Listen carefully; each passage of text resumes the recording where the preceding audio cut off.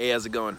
Today we're going to be talking about creativity and the muses, as well as riding the waves. So if you want to learn more about the creative muses and riding the wave, stick around. So what I mean by a creative muse is the Greeks were the first people to really research creativity. And they came to the conclusion that whenever something was being creative or something, a masterpiece is being made, it was because the muses or a godlike spirit helped them. And it's because they believed that creativity was godlike. To make something truly profound or a masterpiece was very godlike.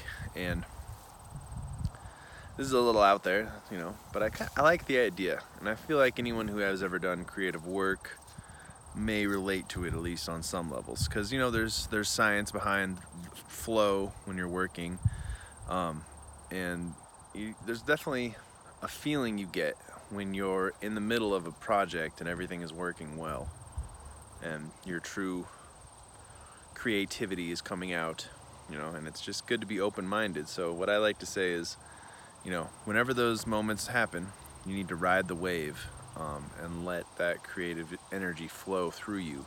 Dance with the muses, It wasn't just the Greeks who believed in the muses. There was also Indians who would dance, and they would all start dancing so much because they felt they were being possessed by spirits, And the muses would come and they would dance and play music.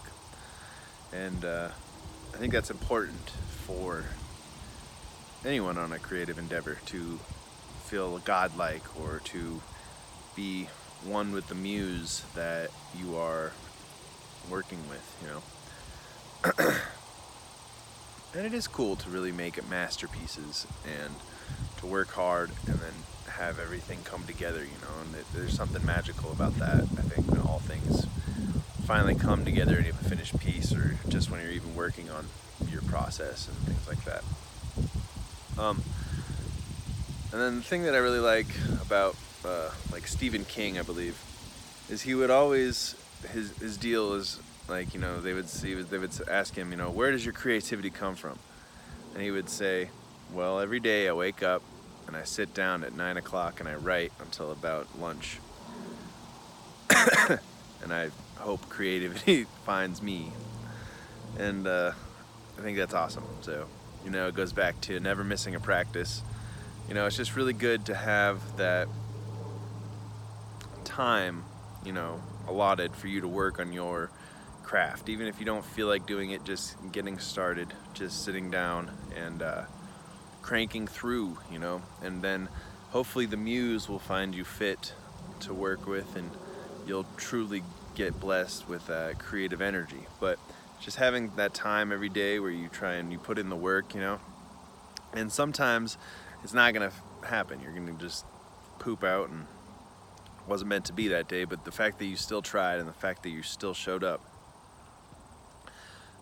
means more than you even know. And then there's gonna be times when you just get started and you feel this blast of, the flow or the muse come, and what I recommend is you ride that wave. So whenever you have a creative endeavor or you have to think productively, it's good not to have time restraints, unless you're really, I guess whatever. If you're doing something that is really organized and really like cha-cha-cha, you can have time restraints. But if you're trying to do something more creative, you're trying to be more productive, or you're trying to produce your best work, it's good to not have time restraints and not have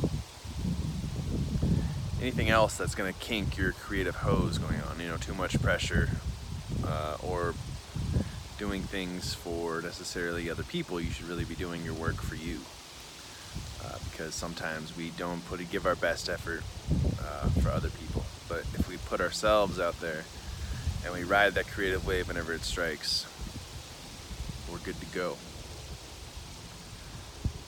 And I like the idea of having muses come and go, whenever it's time to be a creative soul. So set time aside and find your creative muse and ride the wave. That's today's video. Peace.